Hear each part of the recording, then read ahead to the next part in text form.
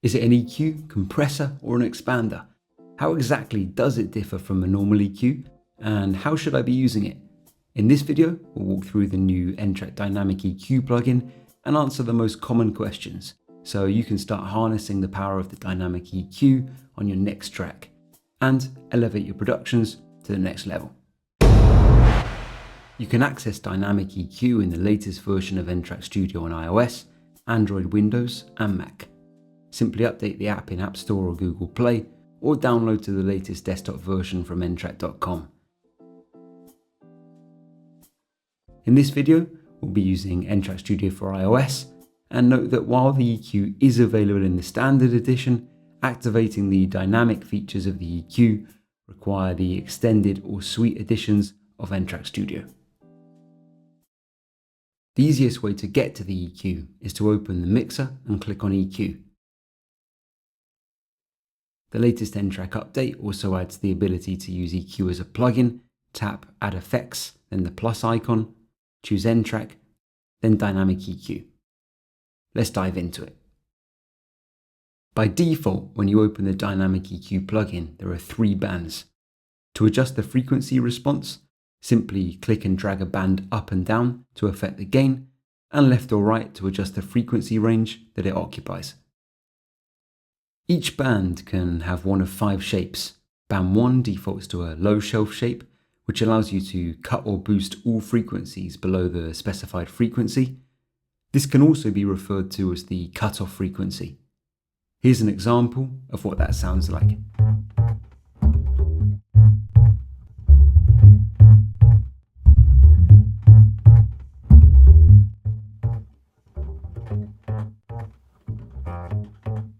Band 3 defaults to a high shelf, allowing you to cut or boost all frequencies above the cutoff frequency. You can hear how boosting or reducing the gain in the higher frequencies affects the sound. Band 2 defaults to a band boost or cut shape that can be used to increase or reduce the amount of gain applied to a specific area on the frequency spectrum, around the center frequency of the filter.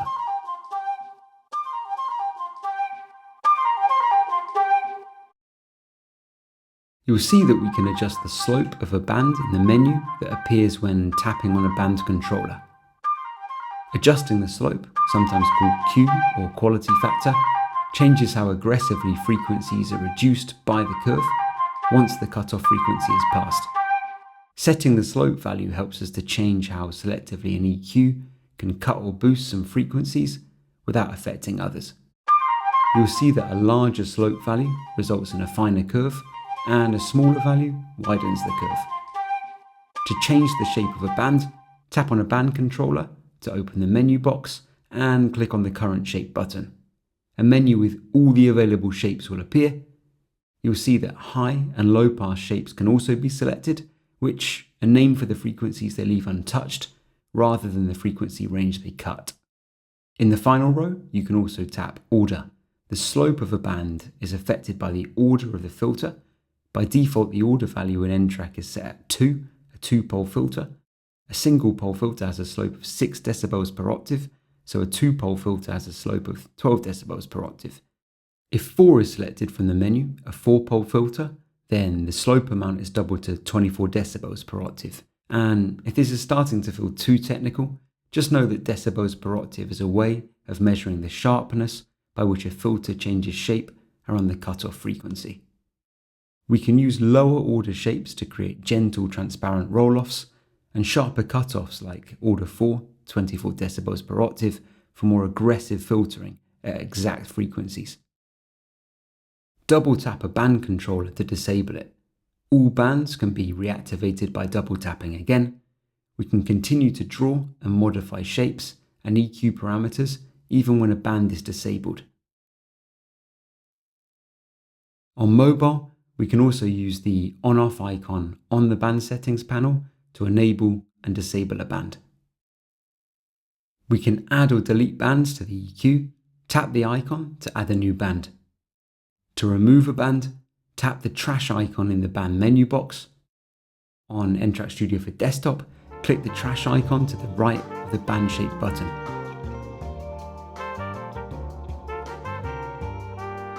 By single tapping on a band controller, we open the band settings panel. If we activate the dynamic circle by tapping it, the circle will turn green and a new threshold setting becomes visible in the bottom right. By dragging left, we can see that, like a compressor, the dynamic EQ band has attack and release settings, in addition to threshold. We'll discuss these later in the video.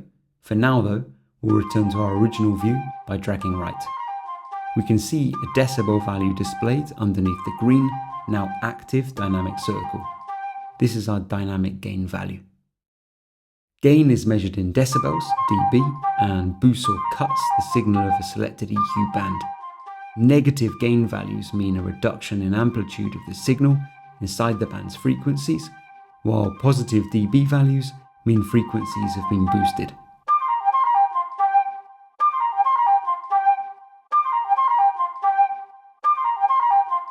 When a band is dynamic, besides having a fixed gain value for an EQ band, we can boost or cut with varying force, depending on how strong the incoming signal is at the frequency of our selected band. Boosting a positive decibel value means that the dynamic EQ works like an expander, while cutting a negative decibel value makes the EQ band act more like a compressor that only affects the frequencies inside the band, reducing the gain when the signal gets stronger.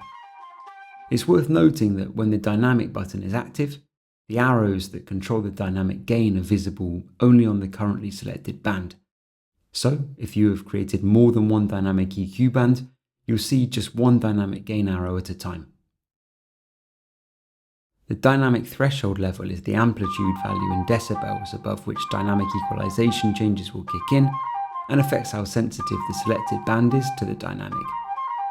The dynamic gain of the EQ is applied only when the incoming signal exceeds the dB value we set with the threshold setting. This allows us to use selective EQ changes for specific moments in a song, like a particularly strong input, rather than having to make a static frequency cut that affects the whole length of a track. The dynamic attack setting adjusts how quickly gain is applied to the selected band.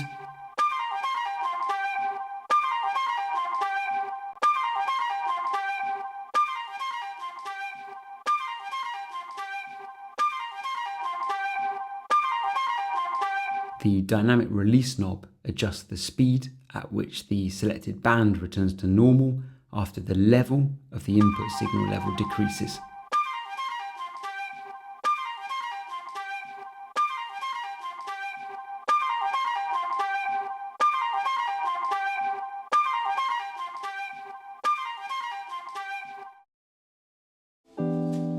We can use and modify dynamic EQ presets by going to the presets bar in the dynamic EQ plugin, scrolling down to the dynamic row and choosing from de-esser or dynamic EQ presets for guitar, vocals or drums.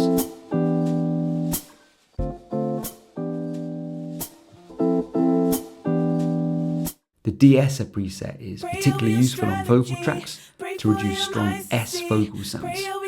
Check out our video on de-essing using the dynamic EQ for more detail on this. Pray for your eyes to see.